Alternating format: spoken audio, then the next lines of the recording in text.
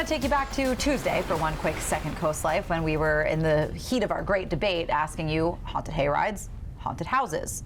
If you remember, Lauren is not a haunted attraction person, but we're going to force her to be today as we talk about a cemetery house. We've got Scott Allen joining us. You're one of the board members with Cemetery House. Yep. And I have heard nothing but incredible and scary things about what lies in wait at Cemetery House in Laurel. So for folks that are looking for a good time and a scary attraction, what are they in store for? Oh, it's a fun time. We've gotten so busy over the last couple years.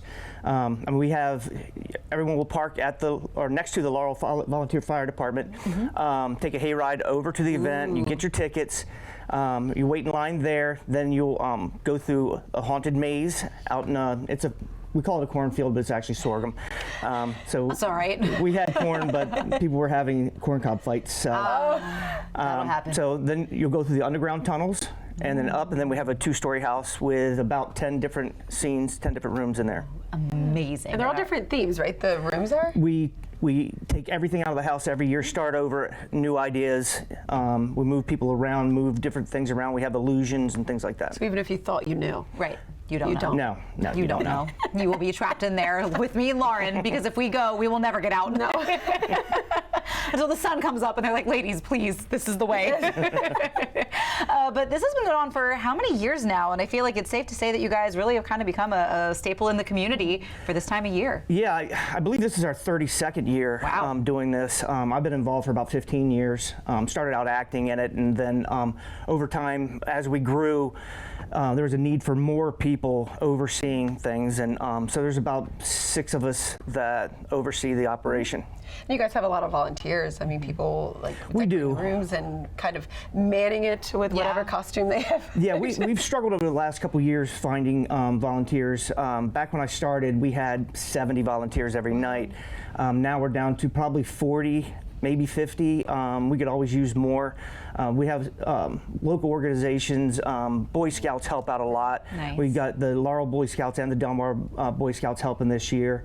We've got a travel ball team that's helping, but we could always use more organizations. And some of the kids are looking for community service hours. Yeah. So we sign off on that because it is a charity. Yes. Go volunteer. Yeah, absolutely. What a cool way to it's do a it. fun way to volunteer. Yeah. And of course, like you said, it is a charity, so you are giving back to the community. Yes. So when people, pay their admission ticket, where's that money going?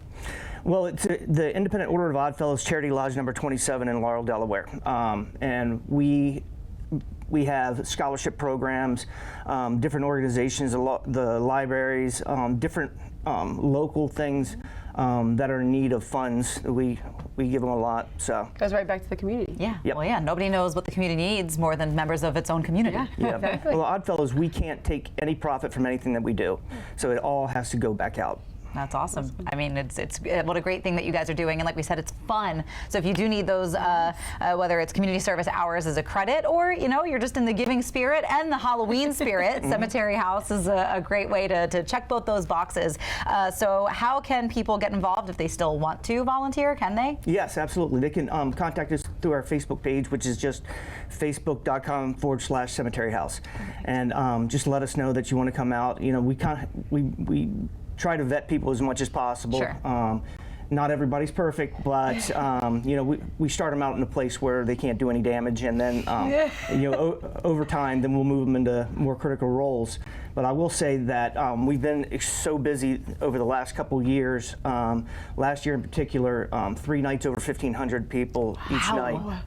So there's going to be long lines. We move people very fast, and so if people show up and they see 200-300 people waiting in line just to get on the hay wagon, we're running 5 hay wagons constantly. Yeah, so you're going to move through that line pretty quick. Don't be discouraged. Good operation. Yeah. Right? You guys know what you're doing. Yeah, we'll have about 120 people moving on hay wagons constantly.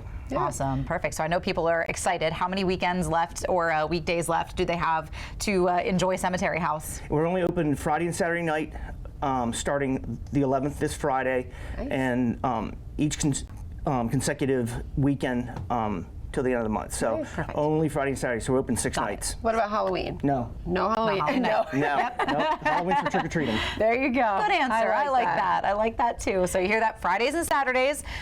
Get your tickets. Check out their Facebook page and get ready for a good scare because it's a good scary Yeah, time. and I like that it has a little bit of both with the Great Debate. It's got the hayride and the haunted house. Yes, it does. Right? You know? That's how you good do for it. everyone else, not for me. Yes. But get on. Have a good time there. It's always really popular. So. Yes, it is. Well, Scott, thank you so much for coming in and getting us in the spooky spirit and telling us all about Cemetery House. Well, thanks for having me. Of course. Well, we're keeping you in the Halloween spirit, but maybe something that's a little less spooky, a little more crafty when we get back.